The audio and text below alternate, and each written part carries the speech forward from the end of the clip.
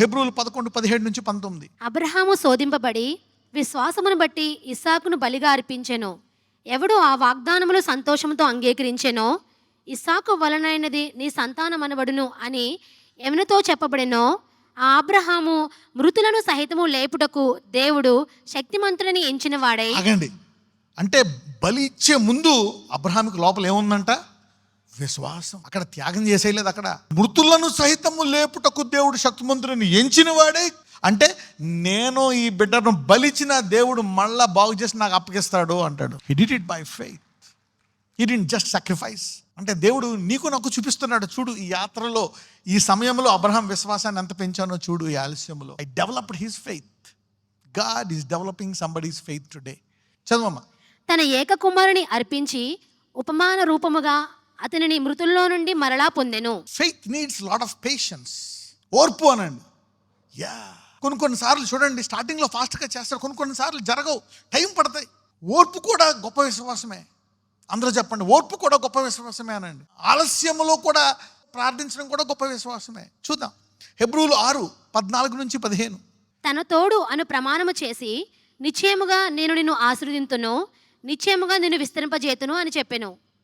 ఆ మాట నమ్మి అతడు ఓర్పుతో సహించి ఆ వాగ్దాన ఫలము పొందెను. ఆ మాట నమ్మిన తర్వాత ఏం చేశాడంట? ఓర్పుతో సహించాడంట. నువ్వు ప్రార్థించావు, వెంటనే జరిగిపోవాలని చూస్తున్నావు, జరగట్లే.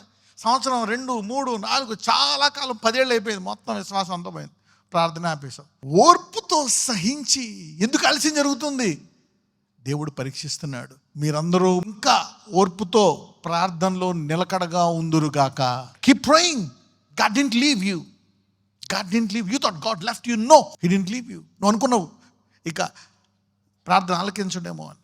Patience is great faith. ఓర్పు అనేది చాలా గొప్ప విశ్వాసం అంట. అందరూ చెప్పండి, ఓర్పు చాలా గొప్ప విశ్వాసం అనండి. కొన్నిసార్లు మనం కొంతమందిలో ఏం జరగవు అనుకుంటున్నాం, కానీ వాళ్ళు ప్రార్థన చేస్తూ ఉంటాం, అనుకుంటే ఏం జరగదని. No no no no no sudden miracles will happen in their life. You see now, God honours faith. ఈ వాక్యం ఎందుకు చెప్తున్నాడంటే, ఎవరెవరైతే ప్రార్థన చేసి ఇప్పుడు దాకా ఓపిక పట్టారో వాళ్ళందరూ ఈ రోజు నుంచి నిజ స్వరూపాలు చూస్తారు. You will see that manifesting in your life. Enduring patiently will work in your life. నా విశ్వాసం అనేది అద్భుతాలకైనా, ఆశ్చర్యకార్యాలకైనా, స్వస్థతలకైనా, అప్పులు పోవడానికైనా. No, sometimes faith is also to conquer, జయించడం అనండి. God wants us to overcome some things by faith. Mattayi 26:41. This is the second dimension of faith. మీరు సోదరులో ప్రవేశించకుండానట్లు మెలకువగా ఉండి ప్రార్థన చేయుడి, ఆత్మ సిద్ధమే గాని శరీరము బలహీనమని పేతురుతో. విశ్వాసాన్ని దేనికి వాడచ్చు అంట? అసలు శోధనలోకి ప్రవేశించకుండా ఉండడానికి. You can use faith to escape temptations. అందులో పడి లేచి ఎందుకు పడడం, ఎందుకు లేగడం. You can use faith to stand. Somebody from today will use faith to stand strong. ఈ రోజు నుంచి మీలో అనేక మంది శోధనలో ప్రవేశించకుండా మీ విశ్వాసాన్ని వాడుకుందరు కాక, మీ పిల్లలు కూడా వాడుకుందరు కాక. ఎవడు ప్రార్థన చేద్దని చెప్పాడు, ఎవడు పడమని చెప్పాడు, మళ్ళీ ఎవరు లేచి వెళ్ళి క్షమించమని అడిగి మళ్ళీ ప్రార్థన చేసుకొని, God is giving us. You can use faith to stand, escape the temptation, to stand strong. 1 కొరింథీయులు 6:13-20 వరకు చదువుకుందాం. భోజన పదార్థములు కడుపు భోజన పదార్థములకు నియమింపబడి ఉన్నవి. దేవుడు దానిని వాటిని నాశనం చేయును. దేహము జారత్వం నిమిత్తము కాదు గాని ప్రభువు నిమిత్తమే. The body is for the lord and the lord for the body. దేహము ప్రభువు నిమిత్తమే, ప్రభువు దేహము నిమిత్తమే. Can you believe it? Your body is for the lord and the lord for the body. Somebody say thank you lord for that అన్నాడు. యేసయ్యా నీకు స్తోత్రం అని చెప్పండి. ఎందుకంటే నా దేహం నిమిత్తము నువ్వు నీ నిమిత్తము నా దేహం కూడా అంట. మనకు కూడా ఇంపార్టెన్స్ ఇస్తున్నాడా లేదా? Look at that. He is highly regarding us by telling your body is also mine. చదవం. దేవుడు ప్రభువును లేపెను, మనలను కూడా తన శక్తి వలన లేపును. మీ దేహములు క్రీస్తునకు అవయములై ఉన్నవని మీరు ఎరుగరా? నేను క్రీస్తు యొక్క అవయములను తీసుకొని వేసి యొక్క అవయములుగా చేదునా? అదెంత మాత్రమును తగదు. చూడండి, నీ దేహములు క్రీస్తునకు ఏమై ఉన్నాయంట? అవయవములు. Your hands are the hands of Christ. Your eyes are eyes of Christ, ears of Christ. మన అవయవాలు ఎవరి అంట? Christ. Body for God and God is for body. Our body parts are the parts of Jesus Christ. These are the organs. Your body parts are the parts of Jesus Christ. చదవమ్మా. వేసుతో కలుసుకొనివాడు దానితో ఏకదేహమై ఉన్నాడని మీరు ఎరుగరా? వారిద్దరూ ఏక శరీరమై ఉందురు అని మోషే చెప్పుచున్నాడు కదా. ఆ, అటువలే ప్రభువుతో కలుసుకొనివాడు ఆయనతో ఏకాత్మే ఉన్నాడు. ఎవరైతే క్రీస్తు నమ్ముకొని నా కొరకు చనిపోయాడని నమ్ముతున్నారో ఆయనతో మనం ఏమై ఉన్నామంట? చూడండి, ఏకశరీరమైన వాళ్ళు విడిపోవచ్చు, ఏకాత్మైన వాళ్ళు విడిపోవడం కష్టం.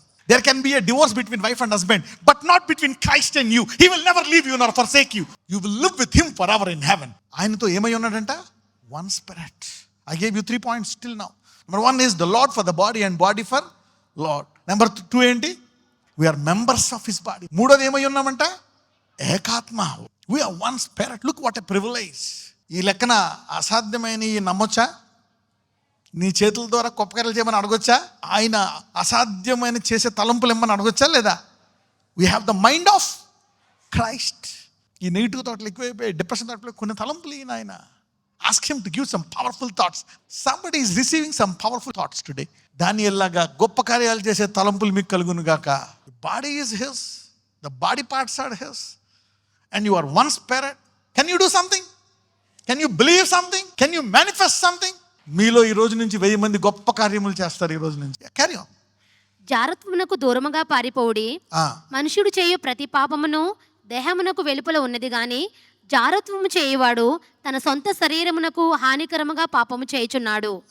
మీ దేహము దేవుని వలన మీకు అనుగ్రహింపబడి మీలోనున్న పరిశుద్ధాత్మకు ఆలయమై ఉన్నదని మీరు ఎరుగరా? మీలోనున్న పరిశుద్ధాత్మకు మీరు ఏమై ఉన్నారంట? You are the temple of holy spirit. So ఒకవేళ అద్భుతం ఆయన ఏదన్నా గొప్ప కార్యాలు చేస్తే నీ ద్వారా చేయాలా. So he is waiting in you. ఆయన నీలో ఉండి వెయిట్ చేస్తున్నాడంట, ఏం చేద్దామా అని. ఈరోజు మీ అందరి ద్వారా గొప్ప కార్యాలు చేస్తాడు ఆయన. ఆత్మను ప్రజ్వలింప చేసుకో. Stir up the holy spirit. Stir it up.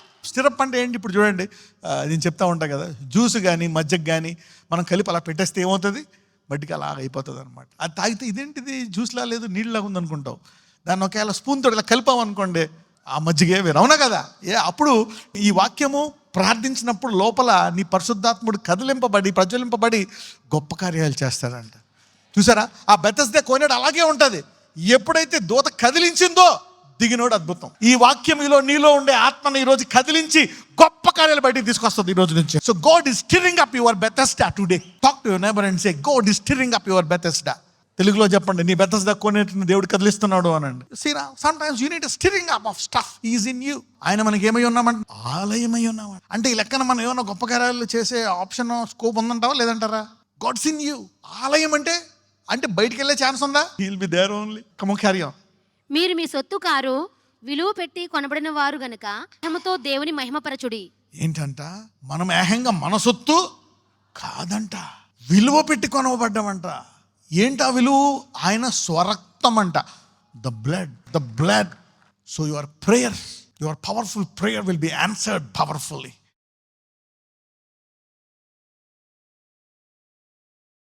Lord, heal them now, bless them, set them free. ఇదిగో తండ్రి, ఈరోజు నువ్వు గొప్ప కార్యాలు ఆలోచించండి. Yes Lord, do it in their life.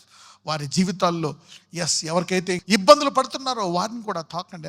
Bless them wherever they are. Establish them favour on their life. Healing in their bodies, pains, sicknesses, tumours, everything go away. Be made whole. Complete healing, total healing. నజరేయుడైన యేసు నామమున అయ్యా, lord, give them total freedom. In Jesus' mighty name I pray. Somebody say amen. God bless you.